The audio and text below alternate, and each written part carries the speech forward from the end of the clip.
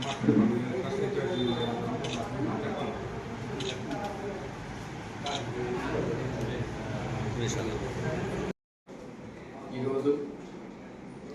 తిరువూరు తెలుగుదేశం పట్టణ ఆఫీసులో ఈ నెల 29వ తారీఖున పార్టీ ఆవిర్భావ దినోత్సవం ఘనంగా జరుపుకోవాలి అన్న దానిలో భాగంగా పట్టణ సీనియర్ నాయకులు, వివిధ హోదాలో ఉన్న తెలుగుదేశం పార్టీ నాయకులతో కలిసి మాట్లాడటం జరిగింది. నిజంగా విచారకరమైన పరిస్థితి. ఎందుకంటే తెలుగుదేశం పార్టీ గత 20 సంవత్సరాలుగా కూడా జెండా ఎగరవేయని పరిస్థితుల్లో ప్రతి ఒక్క కార్యకర్త, తెలుగుదేశం పార్టీ కుటుంబ సభ్యులు శ్రమించి గంటల కొద్ది కష్టపడి తెలుగుదేశం పార్టీని అధికారంలోకి తీసుకొస్తే ఇక్కడ గెలిచిన ఎమ్మెల్యే కొలికపూడి శ్రీనివాసరావు ఒంటెద్దు పొగడలు పోతూ ఒక వికృత చేష్టలతోటి తెలుగుదేశం పార్టీ కార్యకర్తలందరినీ కూడా పూర్తిగా విస్మరించి నేనే సర్వస్వం అనే విధంగా ప్రవర్తిస్తున్న తీరు నిజంగా చాలా దురదృష్టకరం. ఈరోజు మనం చూస్తే ఒకవైపు నాకు హక్కు ఉంది, నా హక్కు కోసం ఎంత దూరమైన వెళ్తాను, నాకు రావాల్సింది నేను పొందేదాకా పోరాడతాను, నాకు సంబంధించింది దాని గురించి పట్టించుకోను అని ఒకవైపు చెప్తూ ప్రోటోకాల్ విషయంలో పదే మాట్లాడిన కొలికపూడి శ్రీనివాసరావు ఈరోజు తిరువూరు నియోజకవర్గంలో కొండపర్వ గ్రామంలో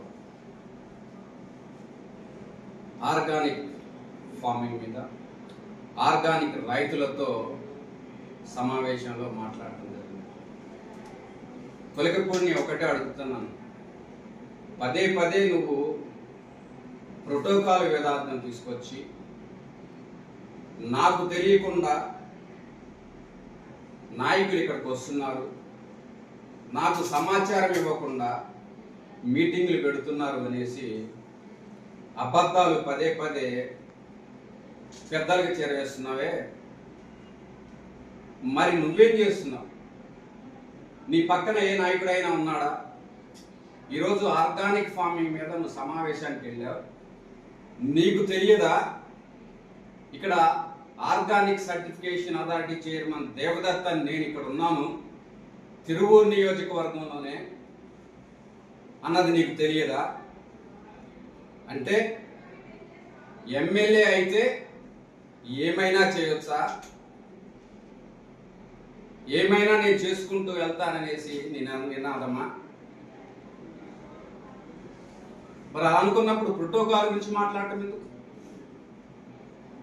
పైగా ప్రోటోకాల్ వివాదంతో దాన్ని కులానికి ఆపోదిస్తున్నాం, అగ్రవర్ణాలు పెత్తందారి చేస్తున్నాం అంటాం. మరి ఇక్కడ దేవదత్త ఎవరు? మాదిగ బిడ్డ కాదా? మాదిగ బిడ్డకి ఇచ్చిన నువ్వు గౌరవం ఏంటేది? నీకు తెలియట్లేదా?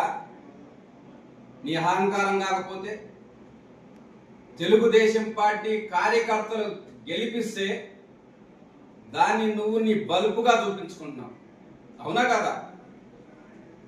ఒకవైపేమో నాకు రావాల్సినవి నాకు రావట్లేదు, అవి పొందుకునేదాకా పోరాడతాను అన్నావు. ఇంకో వైపేమో పార్టీ విధానాలకి విరుద్ధంగా చేస్తున్నావు.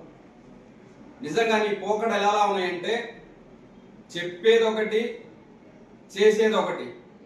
నా చిన్నతనంలో గ్రామాల్లో ఉన్నప్పుడు ఇలాంటి వ్యక్తుల గురించి ఒక సామెత ఉండేది. చెప్పేదేమో శ్రీరంగ నీతులు, వెళ్ళేదేమో సాని కొంపలకి, ఇంకా మోటుగా ఎలా మాట్లాడింది దూరేది దొమ్మర గుడిసెలు అనేసి. నువ్వు చేసే పద్ధతులు అలా ఉన్నాయి. చెప్పింది ఏ రోజు చెయ్యవు, చేసింది ఏ రోజు చెప్పవు. తగ్గించాలో కూడా తెలుసు.